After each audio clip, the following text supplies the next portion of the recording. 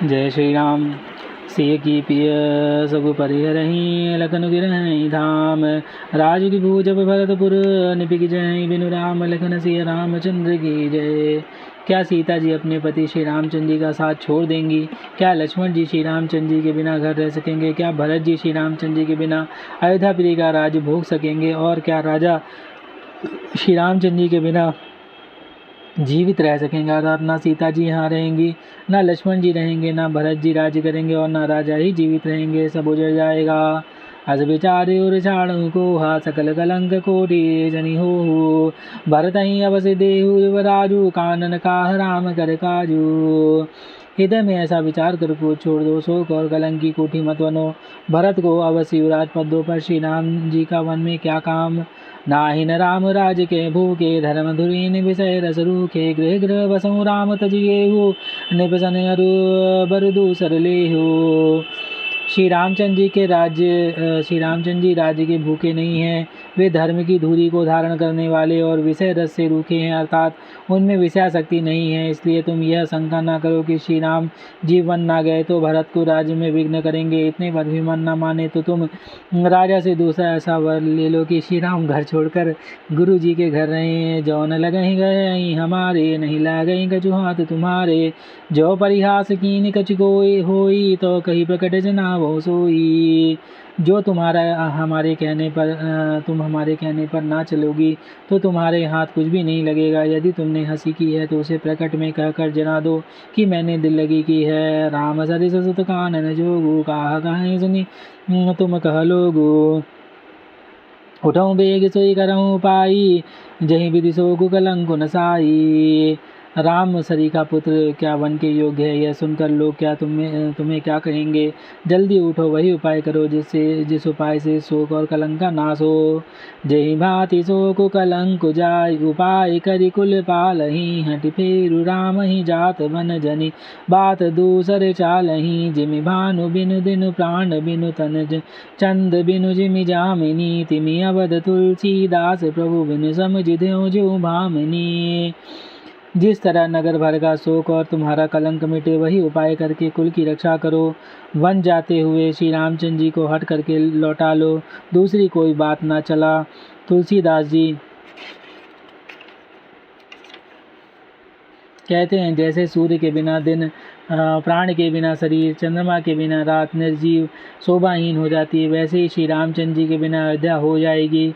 हे भामनी, तू अपने हृदय में इस बात को समझ विचार कर तो सही। सकिन सिखावन दीन सुनत, मधुर परिणाम हित।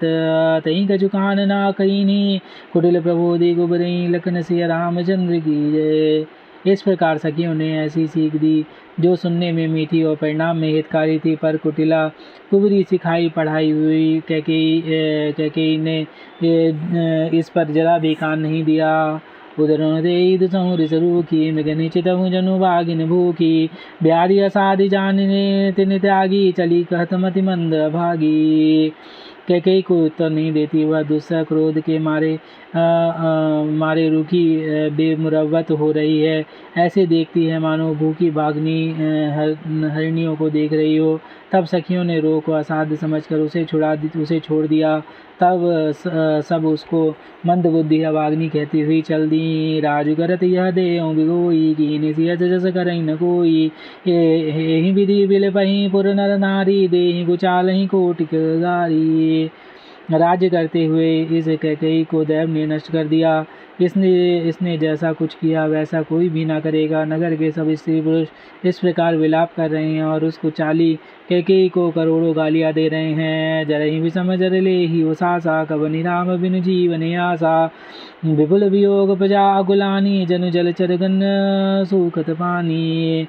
लोग विषम ज्वर भयानक दुख की आग से जल रहे हैं। लंबी सांस लेते हुए कहते हैं, श्री रामचंद्र जी के बिना जीने की कौन सी आशा। महान वियोग की आशंका से प्रजा ऐसी व्याकुल हो गई मानो पानी सूखने के समय जलचर जीवों का समुदाय व्याकुल हो। अति विषाद बस लोग लुगाई गए, मातु पही राम गोसाई, मुख प्रसन्न चित चौगुन चाऊ, मिटा सोच जनि राखें राऊ। सभी पुरुष और स्त्रियां अत्यंत विषाद के वश हो गए। स्वामी श्री रामचंद्र जी माता कौशल्या के पास गए। उनका मुख प्रसन्न है, चित्त में चौगुना चाव है, उत्साह है। यह सोच मिट गया कि राजा कहीं न रख ले। श्री रामचंद्र जी को रासलक की बात सुनकर विषाद हुआ था। सब भाइयों को छोड़कर बड़े भाई मुझको ही रासलक क्यों होता है। अब माता कैकेयी की आज्ञा सुनकर पिता की मौन सम्मति पाकर वह सोच मिट गया। नव गए अंधु रघुवीर मनु, राजू अलान समान, छूटी जान बन गवन सुनी, पुर आनंदु अधिकान, लखन सिया रामचंद्र की जय। श्री रामचंद्र जी का मन नए पकड़े हुए हाथी के समान और रासलक उस हाथी के बांधने के लिए कांटेदार लोहे की बेड़ी के समान है। वन जाना है सुनकर अपने को बंधन से छूटा जानकर उनके हृदय में आनंद बढ़ गया। रघुकुल तिलक जोरी दोहाता, मुदित मातु बद नायो माता, दीनी असीस लाई उर्ली ने, भूषण बसन निछावर कीने।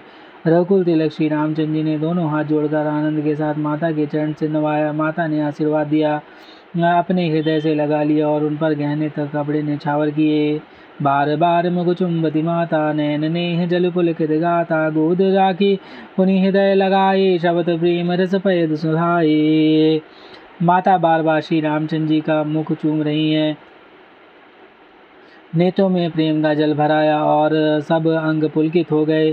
श्री राम को अपनी गोद में बैठाकर फिर हृदय से लगा लिया। सुंदर प्रेम प्रमोद न कछु कही जाई, रंक धनद बदबी जनु पाई, सादर सुंदर बदन निहारी, बोले मधुर वचन महतारी। उनका प्रेम और महान आनंद कुछ कहा नहीं जाता, मानो कंगाल ने कुबेर का पद पा लिया हो। बड़े आदर के साथ सुंदर मुख देखते ही माता मधुर वचन बोली, कहो तात जन जननी बलिहारी, कबहि लगद मद मंगलकारी, सुगतशील सुख सीव सुहाई, जन्म लाभ कई अवधि हराई। हे तात माता बलिहारी जाती हैं, कहो वह आनंद मंगल की लग्न कब है, जब मेरे पुण्यशील सुख की सुंदर सीमा है और जन्म लेने के लाभ की पूर्णतम अवधि है। जही चाहत नर नारी सब यदि आरत, यही भांति जिमि चातक चातकित शती वृष्टि, शरद ऋतु स्वाति लखन सिया रामचंद्र की जय। तथा जिस लग्न के को सभी स्त्री पुरुष अत्यंत व्याकुलता से इस प्रकार चाहते हैं, जिस प्रकार प्यासे चातक और चातकी शरद ऋतु के स्वाति नक्षत्र की वर्षा चाहते हैं। तात जाऊ बलि बेगी नहाऊ, जो मन भाव मधुर कछु खाऊ, पितु समीप तब जय हूँ भैया, भई बड़ी बार जाई बलि मैया। हे तात मैं बलैया लेती हूँ, तुम जल्दी ही नहा लो और जो मन भावे सो मिठाई खा लो भैया। तब पिता के पास जाना, बहुत देर हो गई। माता बलिहारी जाती हैं।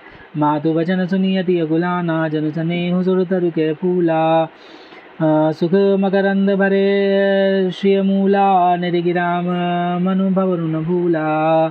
माता के अत्यंत अनुकूल वचन सुनकर जो मन को स्नेह रूपी कल्प वृक्ष के फूल थे, जो सुख रूपी मकरंद पुष्प रस से भरे थे और श्री राज लक्ष्मी के मूल थे, ऐसे वचन रूपी फूलों को देखकर श्री रामचंद्र जी का मन रूपी भौरा उन पर नहीं फूला। धर्म धुरीन धर्म गति जानी, कहो मातु सुन अति मृद बानी, पिता दीन मोहि कानन राजू, जहाँ सब भांति मोर बड़ काजू। धर्म धुरीन श्री रामचंद्र जी ने धर्म की गति को जानकर माता से अत्यंत कोमल वाणी से कहा, हे माता, पिताजी ने मुझको वन का राज्य दिया है, जहाँ सब प्रकार से मेरा बड़ा काम बनने वाला है। आयुष देहि मुदित मन माता, जहि मुद मंगल कानन जाता, जनि स्नेह बस डर पसी भोरे, आनंद अम्ब अनुग्रह तोरे। हे माता, तू प्रसन्न मन से मुझे आज्ञा दे, जिससे मेरी वन यात्रा आनंद मंगलमय हो। मेरे स्नेह बस भूल कर भी न डरना। हे माता, तेरी कृपा से आनंद ही होगा। बरस 40 विपिन बसी, करि पितु वचन प्रमाण, आई पाए पुनि देखऊँ, मन जनि कर सिमलान, लखन सिया रामचंद्र की जय। 14 वर्ष वन में रहकर पिताजी के वचनों को प्रमाणित सत्य कर फिर लौटकर तेरे चरणों के दर्शन करूंगा। तू मन को मलान दुखी ना कर। बचन विनीत मधुर रघुबर के, सरसम लगे मातुर करके, सहम सुखी सुनि शीतल बानी, जिमि जवास परे पावस पानी। रघुकुल में से श्री रामचंद्र जी के ये बहुत ही नम्र और मीठी वचन माता के हृदय में बाणों के समान लगे और कसने लगे। उस शीतल वाणी को सुनकर के कौशल्या वैसे ही सहम कर सूख गई, जैसे बरसात का पानी पड़ने से जावासा सूख जाता है। कही न जाई कछु हृदय विषादु, मनहु में गई सुनी के हरिनादु। नयन सजल तन थर थर कापी, माँ जही खाई मीन जमु मापी। हृदय का विषाद कुछ कहा नहीं जाता, मानो सिंह की गर्जना सुनकर हिरणी विकल हो गई हो। नेत्रों में जल भराया, शरीर थर थर कांपने लगा, मानो मछली माज पहली वर्षा का फेन खाकर बदहवास हो गई हो। धरि धीरज सुत बदन निहारी, गद गद बचन कहति महतारी। तात पितहि तुम प्राण पियारे, देखे मुदित नित चरित तुम्हारे। धीरज धरकर पुत्र का मुख देखकर माता गदगद वचन कहने लगी, हे तात, तुम पिता को प्राणों के समान प्रिय हो। तुम्हारे चरित्र को देखकर वे नित्य प्रसन्न होते थे। राजुदेन कहु शुभ दिन साधा, कहूँ जान बन कहीं अपराधा। तात सुनावो मुहि निदानु, को दिन कर कुल भयों गुसानु। राज देने के लिए उन्होंने ही शुभ दिन सुधवाया था, फिर अब किस अपराध से वन जाने को कहा। हे तात, मुझे इसका कारण सुनाओ। सूर्य वंश रूपी वन को जलाने के लिए अग्नि कौन हो गया। नेक राम रुक सचिव सुत, कारण के हूँ बुझाई। सुनि प्रसंग रही मूक जिमी, दशा बरन नहीं जाई। लखन सिय रामचंद्र की जय, पवन सुत हनुमान की जय। उमापति महादेव कौशल किशोर की जय, बाबा विश्वनाथ की जय। माई अन्नपूर्णा की जय, श्री काकुचंडी महाराज की जय। हर हर महादेव।